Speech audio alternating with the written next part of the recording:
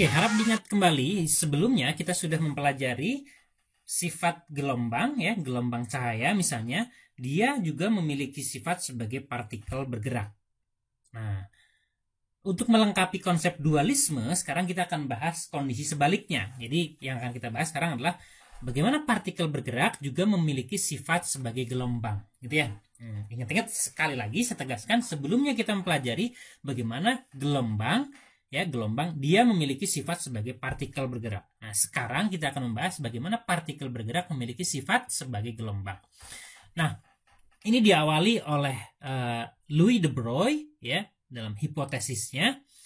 Kalau gelombang, kalau cahaya yang merupakan gelombang dia memiliki sifat sebagai partikel bergerak, maka sebaliknya partikel bergerak juga memiliki sifat sebagai gelombang.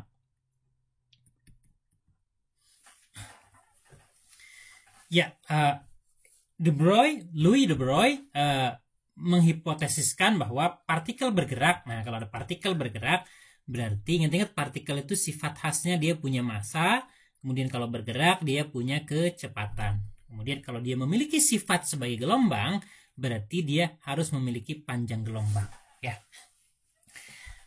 Misalkan ada batu dilempar, ya, batu punya massa, dia punya kecepatan, maka kalau batu itu sedang bergerak, maka dia, kata Louis de Broglie, dia juga memiliki sifat sebagai gelombang, ya. Nah, kelereng kita lemparkan, maka ketika kelereng itu bergerak, dia memiliki sifat sebagai gelombang. Nah, karena memiliki sifat sebagai gelombang, maka dia harus mempunyai panjang gelombang. Nah, bagaimana rumusan panjang gelombangnya? Nah, sebetulnya kita berpikir kebalikannya saja dari konsep foton, ya, konsep cahaya sebagai partikel. Ingat bahwa di konsep cahaya sebagai partikel, cahaya itu punya momentum, ya, momentumnya sama dengan, masih ingat momentum foton, ya, pada foton momentum foton sama dengan apa? Iya, H per lambda. Nah, seperti itu.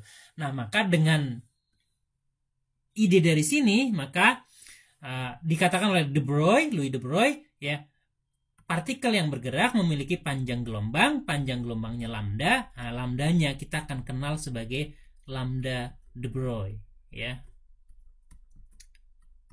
Panjang gelombang partikel sama dengan apa? Ya, contek dari sana, P sama dengan H per lambda, maka lambdanya sama dengan H dibagi dengan P. P-nya tadi apa? Momentum. Nah, berarti ini sama dengan H dibagi dengan massa kali kecepatan. Gitu, ya. Jadi panjang gelombangnya berbanding terbalik dengan momentum. Nah, pertanyaannya adalah, itu kan hipotesis, gitu ya. Nah, bagaimana pembuktiannya, gitu ya? Nah, terbukti atau enggak? Nah, ternyata beberapa tahun kemudian, kemudian dibuktikan, ya, hipotesis ini melalui percobaan yang disebut percobaan difraksi. Ya, ingat-ingat, kalau kita sebut kata difraksi, berarti kita membicarakan gelombang, karena yang bisa mengalami difraksi itu kan gelombang, ya. Terhambur, terlenturkan ketika melalui celah kecil, ya. Difraksi yang kali ini kita bicarakanlah difraksi yang dialami oleh elektron. Nah, ingat-ingat, elektron itu kan benda bermassa, partikel. Nah, kalau elektron bisa mengalami difraksi, nah, maka berarti terbuktilah bahwa benda bergerak juga memiliki sifat sebagai gelombang. Nah, bagaimana difraksi elektron? Kita akan lihat simulasinya sebentar lagi, ya. Nah, untuk mendapatkan gambaran yang lebih baik, ya, kalian ingat kembali percobaan celah ganda waktu kita belajar optika fisis, ya. Nah, di mana kita punya celah ganda seperti ini, ya. Di sebelah kiri ini ada dua lubang, kemudian dari sebelah kiri ini datang cahaya. Ini cahaya masuk ke situ, ya. Saya masuk ke situ. Kemudian di sini terhambur, ya, belok, terlenturkan ke segala arah. Nah, kemudian mereka dua sumber cahaya ini nanti cahayanya itu akan ketemu lagi di belakang sini di layar, ya, layar. Nah, ketika cahaya ketemu di layar, berinterferensi, ya. Nah, interferensi maksimum menghasilkan, ya, ke titik terang, ya. Kemudian interferensi minimum menghasilkan garis gelap. Nah, sehingga nanti di layar akan timbul pola seperti ini, gelap terang, ya, hasil interferensi maksimum dan minimum cahaya. Nah, itu cahaya, ya, cahaya yang merupakan gelombang. Nah, sekarang pada waktu itu di tahun 1900 20-an, 30-an, dibuktikan juga bahwa ternyata ketika percobaan itu dilakukan menggunakan elektron, bukan cahaya lagi ya, elektron. Jadi elektron yang banyak tentu saja ya ditembakkan ke arah dua celah. Nah, kalau elektron hanya bersifat sebagai partikel, tentu saja bayangkan ada kelereng masuk ke celah sini. Nah, katakanlah cukup lebar buat kelereng. Nah, maka dia pasti kan akan lurus begitu, dia akan nempel di sini, nabrak layar di sini, ya udah di sini. Dia yang dari sini ya dia akan nabrak sini, ya udah di situ, berkumpul di situ. Atau kalau dia datangnya miring, ya dia akan berkumpul di sini, ya akan nyampe di sini dan seterusnya.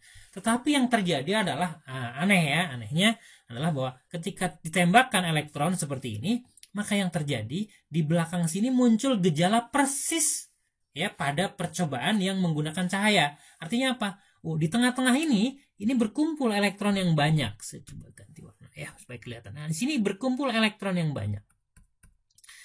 Nah, sebelahnya nggak ada. Sebelahnya lagi berkumpul elektron yang banyak. Sebelah sini berkumpul elektron. Sebelahnya nggak ada. Sebelahnya lagi elektron banyak. Sebelah sini ada. Nah, sebelahnya ini nggak ada. Nah, ini persis dengan yang terjadi pada cahaya. Nah, maka disimpulkan bahwa ini adalah peristiwanya seperti terjadi pada cahaya, bahwa tempat elektron berkumpul banyak ini adalah seperti cahaya yang berinterferensi maksimum ya. Tempat yang tidak ada elektron berkumpul, nah ini adalah interferensi minimum gitu ya, dan interferensi khas ya gelombang cahaya.